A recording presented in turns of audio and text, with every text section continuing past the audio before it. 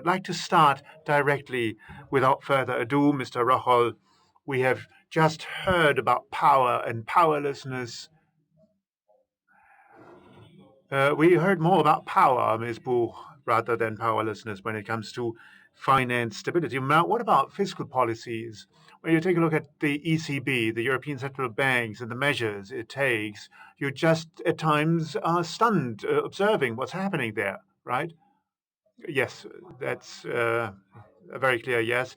Now, you can wonder whether you see more of power or powerlessness, but clear is that the fiscal policies of central banks is a very important task, which is very carefully being followed by capital market participants the world over. It's not only decisions that would have repercussions, but already announcements of foreign exchange rates and interest rates, all that would be turned upside down just on the basis of not more than an announcement. And that is why participants are so eager to know what central banks want to do, plan to do, or might be planning to do. But then again, and that is being borne out by the ECB, we can indeed talk about a certain level of powerlessness. The ECB has the target of an inflation rate of slightly below 2%. We're far away from that rate now. And when you took a look at the fiscal policy measures taken, it seems to be that the ECB does not really know how it can get back to an inflation rate close to 2%. The measures are getting more extensive rather, and at the same time, we can see that this goal of 2% is moving further away. What is the reason, you may wonder? The ECB kept saying, if we just keep on trying, if we just keep on continuing our measures, sooner or later it's going to happen. Sooner or later we're going to get there. But if we didn't do it, we might be even worse. We might be even further away from this target. Now, this is not a compelling argument. Let me tell you why. It disregards ancillary effects. Look at the property markets. They are also driven by activities being carried out by the central banks, but it is even less persuasive. The Bank for International Monetary Compensation very clearly criticizes that many of these fiscal policy models are too tight. They are too national in their general orientation and too short term. I'd like to give you two examples to illustrate my point. On the one hand side, throughout the last years, increasing number of producers have cropped up to sell their products in the world markets as in shock of the supply side, which led to prices getting under pressure. And a simple attempt to bring prices into a certain direction through fiscal policies wouldn't work because of that supply shock. But there's also something that I could call a demand shock. In aging, prosperous economies, there is the fledgling trend for consumerism. There's less consumption, which eases the pressure on prices. There is, as a result of that, less inflation, and we have this supply shock and the demand shock. And as a result of these two shocks, the measures of the central banks don't have the impacts they were intended to have. The measures or the recommendation of the BIGS is to say, they're saying our models are too simple. It seems to be that we can't create inflation with conventional measures. And there are undesired effects, side effects of our fiscal policy measures. And these side effects can indeed turn out to be stronger than any positive effect of our measures. What do we conclude from that? And that is very closely to what Ms. Buch has described to us moments ago. The conclusion from all of that would be that we need probably to have a more global evaluation of risks being done. There needs to be a better understanding for how economies, national economies, are interconnected. And at the end of the day, we should not assume that one measure leads to major reactions, but we should probably tone down our goals, be a little bit more humble, and be willing to carry out experiments before we hope that with one major measure we are able to achieve our goals and targets. Mr. Rocholl, you mentioned globalization and uncertainties. And we had the World Economic Forum in Davos in Switzerland, where they also talked about global risks. Astonishingly enough, the World Economic Forum being the central, or they identified as the central global risk, migration and the migration crisis. 60 million people are refugees currently, and I'm very happy to have with us the Parliamentary State Secretary of the Federal Ministry of Interior. I'd like to direct my question to him. Was that a surprise? Do you have power? Can you do something? Or are you powerlessness in front of these flows of refugees? Answer, you're right. This is not only a huge global, but also a national challenge. 90% of respondents in the survey expressed their doubt that politicians would be able to cope with the topic successfully. So the assumption is that there is powerlessness. This is being at least the perception of the population at large. But when we take a look at the refugee crisis and when we look at the repercussions of the refugee crisis the last months, we can see that there is a pretty strong level of powerlessness. The reproach, the allegation being made, is not a allegation of powerlessness. We have to understand that, but they are saying that law would not be applied. The rule of law is not being applied. It may even be the expression of power. That's not my impression, but it might be something that critics may say. It's just the expression of power to brush away right and law and to say that we have to acknowledge certain humanitarian conditions. So it is not so easy to talk about power versus powerlessness when we talk about a refugee crisis, but it's very clear that power in a state under the rule of law has to be connected to right and to law. 60 million people, refugees, some of them being on their way towards Europe, and many of them having focused on Germany as being their destination, also feeling encouraged by statements of the Chancellor. So how can we control all that? We've got the asylum legislation, we've got European legislation, we've got other German laws that apply, and the important challenge is to see how the normal law, and that is the concrete task, how can we, by making use of legal tools, limit the migration without violating European law? And how can we apply certain legal bases, like the prohibition to cross a border, without violating humanitarian ideas of ours? So this is the tangent within which we're moving. It becomes clear that power and law need to be linked in a state under the rule of law. To say it on a more general note, a state under the rule of law creates powerlessness. There is no sovereign, and not even the people would be the sovereign as long as it's integrated into the state. So powerlessness, or lack of power, is an indispensable part of a state under the rule of law if it wants to be a state under the rule of law. Unlimited power is irreconcilable with a state under the rule of law. So we need to have a constitutional order into which the state is embedded, and therefore a state under the rule of law cannot be perceived without power, but also not without powerlessness. Now let us move on to a more global topic,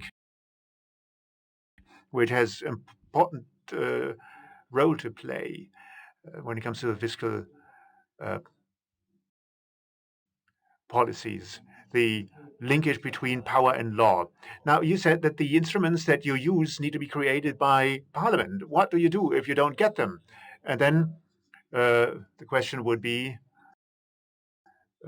directed to Mr. Rocholl. Does ECB not respect its borders? Well, actually, Mr. Rocholl has answered his question himself, but I would like to comment, because Mr. Rocholl has also illustrated the political cycle in an excellent way when talking about monetary policy, because he said that maybe we have to revise the models we are using because the division of labor has changed in the globalized world, which has an impact on the impact of monetary policy on a national and international level. And this is certainly also what central banks do when taking monetary decisions. They talk about what is the politically best thing to do. But then, of course, we are also considering the structural framework conditions, which are the basis of our monetary policy, i.e., there's a lot of reflection and discussion going on. And actually, Mr. Rahol has also mentioned the aspect of communication, like the current situation and mineral oil prices. We look at the midterm perspective, which is the relevant perspective, and looking at this point in time makes us realize that we are about to reach our goal. But I would like to briefly talk about the legal framework in addition, because this is also getting us back to the argument that we need more international coordination and relevant data. The ECB does not have a mandate with respect to international monetary policy, but financial stability policy is about an international framework too, even if you don't mention the concept of macro-prudential tools. I mentioned the example of the property market, and I said that there is no directive with respect to how to implement the respective tools on a national level, which is also due to the fact that the structures of the property markets in individual European countries differ. And when we have the Basel process, the European process with respect to the capital requirements, the equity requirement. So there is a certain international coordination here. But on a national level, we decide about the buffer which is to be kept by institutes on the national level. And yet, there is a connection between the national and the European level because it's to be evaluated and assessed externally. In other words, countries are not completely free to do what they want to do. Now, your question was, what should we do if people don't follow our recommendations? Well, I don't want to answer this question because actually we need these tools. And from all we know from the financial crisis of the past, we know that this is something we cannot do without. And by the way, it's also the European bodies that recommend us to do so.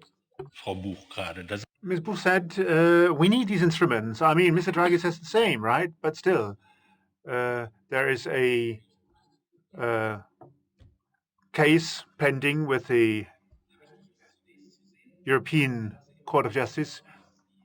And what about the situation? Now, you said that the independence of central banks is a very high value, a fact which showed that which is very important for monetary stability, but it has become unclear whether this independence is referred only to monetary policy, fiscal policy, or whether it can also be applied to other areas that are not covered by the mandate of monetary value stability. And there are good reasons for us to say that the mandate had been overstretched or is being overstretched. That not necessarily has to be referred to the OMTs, to the announced purchases of individual countries. It's very clear that we're dealing here not with a monetary policy measure, but with a measure which is very clearly focused on individual countries. But if you really buy bonds of all countries, the question still arises whether purchases on the secondary market would not come close to a state funding. It's a little bit artificial, this distinction, to distinguish between primary and secondary markets, uh, uh, particularly when looking at what a central bank is doing. It's very clear that transactions that take place in the secondary market, particularly when they apply at large volumes, has a repercussion on the options available on the primary market. It's very clear that banks who know that there's going to be bonds that will have to be bought back, if there is somebody who's going to buy bonds, they are much more willing to buy these bonds on the primary market. So we're very close to a monetary state funding with these measures.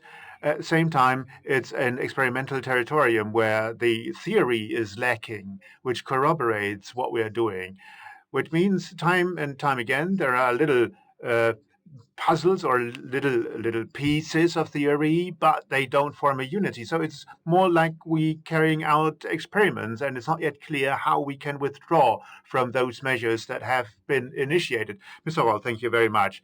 Mr. Klings, uh, you talked about power, the limitation of power through law, and focused on it. We're assuming that law is being applied, but does that translate into powerlessness, or is it a power which is not divided? I mean, we've got various institutions in our republic. Let me think of the Federal Constitutional Court, to name but one. Or think of the government. Think of the ministries and authorities. Each of these bodies got part of the power distributed. But is that an expression of powerlessness? Or is that a division of power? But where do we have powerlessness? And what do we do? I mean, let us just assume that the refugee crisis has just come about us out of the blue. So, what do you do with these sudden effects in the field of politics? Do you stand in front of these phenomena powerlessness, or do you have power? Now, you mentioned power and powerlessness as being the heading. And yes, it's divided power. That's true. Shared power at the same time. Now, if I want to go beyond the share of power that has been allotted to me, I would be powerlessness. I would be powerless because I would leave the realm of law, and uh, this case would be brought to the Federal Constitutional Court, and this court would then condemn me to be powerlessness if I want to go beyond the share of power allotted to me or to my institution. So, how do we deal with crises? Is the second question. That is probably one of the largest challenges of our legal system. We all know the sentence, what Carl Schmitt once said. Uh, uh, those are a sovereign who rule under the uh, state of emergency. We don't use that anymore.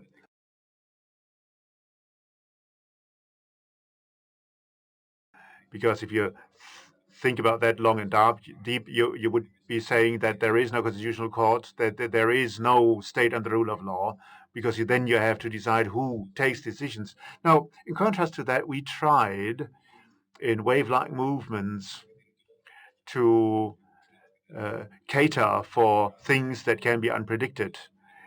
The emergency legislation, it took us long until they were enacted and never played a role. But if you just look at the events unfolding where everybody thought that this is the end of the state and the rule of law, because the attempt was made to find rules for the extreme case, for the case of an emergency. So we probably need to take a look at the normal laws and legislations which provide for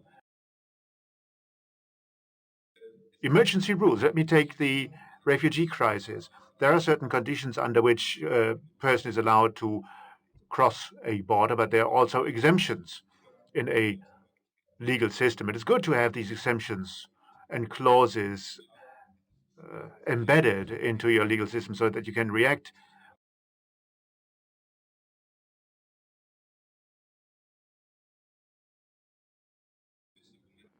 to allow for a violation of the asylum law can be done for a certain period of time, but not for an unlimited case. If the emergency case turns into a normal case in the long run, you would run into legal problems. So our legal system is open enough, in short, to respond to crisis. We've got a procedure in place where we can respond through changes of law, even changing the constitution. This is something where we can be faster than the United States, where it's so difficult to change the constitution.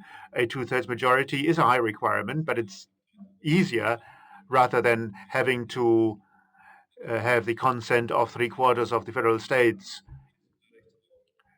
like it is the case in the United States. So our legal structure is open for change. It's flexible enough to respond to new challenges. It's an interplay between courts, who are also at times creative when it comes to interpreting laws, and the legislator, who can take corrective measures. And we're always moving in the tension between executive and legislative uh, government, which cannot contravene existing law. And here we have seen various phenomena cropping up over the last years where we need to be careful that they wouldn't be taken examples to be followed in the future. Maybe a banal example, there was a political agreement for a suspension of the obligation for young men to be drafted to the military, conscription. If the executive is faster than the legislation is, that's a problematic point. This touches the division between executive and legislative, and there's a danger that there is an imbalance between the application of law and the interpretation of law. Now, there are soft rules, as we heard, soft rules which can give you the necessary flexibility to respond to challenges. Mr. Rochol, now we're looking at the oil prices. Nosediving, is that a case where we need special rules so that we can respond to these developments or this refugee crisis? Is that something that has an infectious effect on the monetary and fiscal policies? Are the tools that are at your disposal sufficient, or are they too broad? Do they need to be limited and to be made more sharper? Now, these are two different aspects, refugees and oil prices. Now, let's start with the oil prices. When it comes to oil prices, it's very interesting. So far, we've been saying when oil prices go down, it's good news. Everybody would be happy. We have more money at our disposal. We can consume more. We can invest more. What better could it be? How much better could it get? It is a wonderful engine for our business activities. And all of a sudden, there are arguments telling us it's not that good anymore. There may be some who don't like that, who don't profit from falling oil prices. There may be individual countries that are overly dependent from the oil prices. There may be some industries who don't make such large profits anymore like they did in the past. But that is not a compelling argument to me. The purchasing power effect, the very effect that companies can make more profits and produce more cheaply, that this is a dominating effect and should be the dominating effect. There are other arguments alongside the lines saying that maybe we can glean from the oil price something that otherwise cannot be gleaned, like a slump of the economic growth in the general economy at large. That's not really compelling. Looking at China, here we can see that economic growth is less strong than it used to be, but China is dependent from other raw materials where prices have not slumped like it was the case in oil. It's not the case that we're dealing with a general slumping demand, and we need to be very careful and cautious when using these arguments, when looking at these rationales and using them as good arguments for intervention of central banks, doing away at the same time with things that were part of your strong belief for many years. This undermines the trust into the ability of fiscal policies to act, and all of a sudden you ad hoc try to find entire different arguments for new measures. And that brings me to the problems of refugees and the topic of refugees, which is a different topic. I'm under the impression that the topic of refugees is being used on the European level to suspend a lot of rules that had been negotiated for a long period of time. People had been just waiting for a shady reason to use different measures and to carry out measures that had not been agreed upon before. So this topic is of central importance. I understand that, but it might be used as a vehicle to assert goals that could not have been asserted by other means. Now, let me ask a following question. Are rules being transgressed in such a situation? Are rules being understood as being an impediment? I'm under the impression there are quite a number of rules that are not very popular. Just looking at the Finance Stability Pact on the European level, these are rules which in some countries, countries which have problems with their budgetary disciplines, are not very fond of. They've just been waiting for the occasion, for a welcome occasion to stretch these rules and not apply them fully, at least not in the way they had been intended to be applied. Ms. Buchner nodding. Right, because I also mentioned the European institutions. But I would like to also talk about the oil price and migration and monetary policy. The development of the oil prices and the development of prices in general is actually the core business of central banks and is part and parcel of all analyses. Everything else is, of course, demand driven, and there is, of course, a scientific an academic debate about it too, but the prices are, of course, key also with respect to the development of economic cycles. Financial stability, however, is much more focusing on the structural dimension. And here we have to differentiate between cyclical questions, which are the core business, and structural aspects. But then you also ask whether we change the tools or the mandate in a given situation. This would be dangerous, actually. It's a dangerous debate, actually.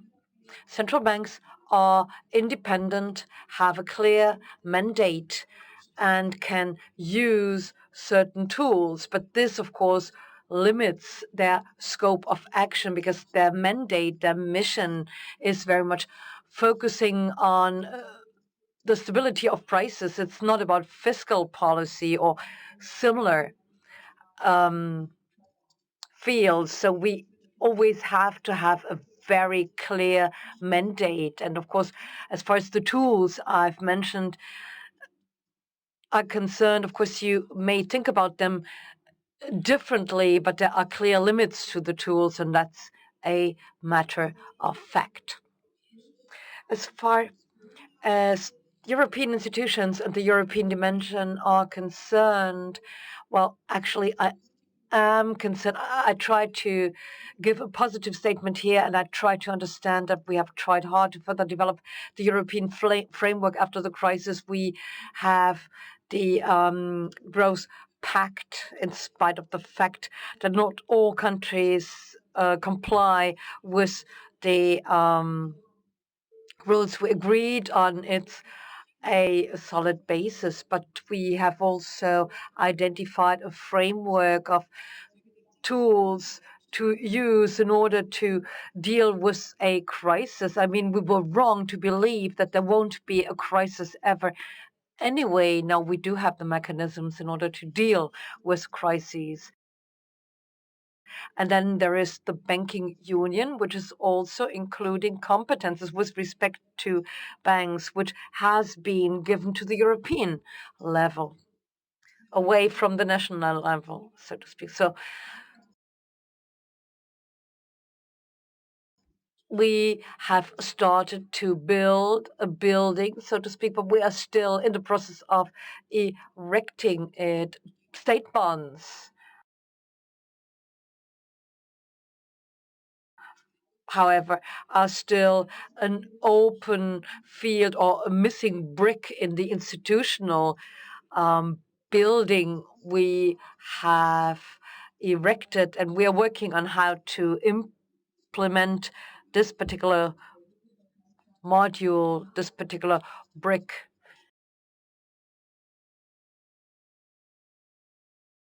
We have to go on and work on the European superstructure in order to close the gaps. Ms. Buch, thank you very much. Now, looking at Europe, what we are seeing is a certain hierarchy and maybe a certain powerlessness of national states vis-à-vis Europe. Now, what to do here? Power seems to be limited all of a sudden by having transferred a lot of competencies to Europe. Well, it can be seen like that, and there are some topics where it becomes painfully clear that this is the case. We can talk about the refugee crisis, for instance. Looking back, we had a refugee crisis less dramatic in the early 1990s. We had refugees as a result of the Balkan Wars. We were more sovereign at that time. Some laws residing on the European level today were still anchored on a national level, and we were able to act more swiftly. But of course, we have European treaties, and we have our Maastricht criteria for financial stability. And the problem is that the European institutions are being perceived as being powerlessness. The problems arising here are a result of member states who didn't want to provide the necessary data, providing even wrong data. They rejected giving the European level instruments. And when these levels have the instruments, there is pressure being exerted not to make use of them. There is something that I've been finding annoying now. It has something to do with my field of reference. We've got a country with Greece, which is part of a Schengen agreement, but they are not able probably to protect their outer borders as it had been laid down in the Schengen agreement. And the European Union only recently started to understand that this is a problem. This is a very clear violation of the Schengen agreement, although there has not been initiated any process of violation of an agreement. So we can see that a lot of things that are happening on the European level that might be at the disposal of the European level cannot be made use of because of national pressure. I talked to representatives of various national states, and although Germany is being affected by the refugee crisis, they are saying we need to probably water down the Maastricht criteria because of the high burden being exerted upon us by refugees. If it were not that sad, it would be something that you wanted to smile about. So you're looking for some pretext so that you don't have to stick to the 3% stability criterion. That is the powerlessness of European institutions vis-a-vis pretty powerful national states. Now, that makes me being provocative. On the European level, we're seeing powerlessness, but we have transferred all our competencies to the European level. National states are not allowed to act anymore. On a national level, we're also powerless. What has happened to power? Where has it gone? Now, that was a very nice description. It's things are not true for all areas. In the normal case, most institutions are working fine. But it's exactly this phenomenon which you described, where we have passed on competences to the European Union to a European level, but the European level and Union is not willing or able to use these competencies. But would that not lead to the national state having the right to act alone? Well, we know that European law does not work like we know it from other fields of international law, where one party does not apply the law, you don't have to stick to the rules either. That's not the case. I don't like the term euro crisis. But, I think it was a debt crisis that we have been going through. So we are at the pivotal point. Can Europe really fulfill its promise of being the realm of law? And that is the most urgent question of the next months of the year 2016, whether Europe can be that realm of law. and can turn to this realm again, I have to say, unfortunately. Now, before I open the floor for the audience, my question goes to Ms. Buch. You're the vice president of the Deutsche Bundesbank, the central bank in Germany, and it's being said that a voice of the central bank in Germany in the ECB is the only voice.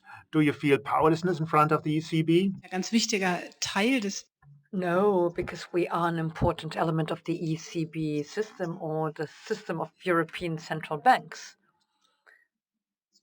This is about communication, once again, I'd say, and our role is often seen in the context of monetary policy. There are debates, there are different opinions, but it's not like it's only us against the others. I mean, that's what you know from all bodies, from all institutions, what we are experiences. And the role we play goes much beyond this imminent scope.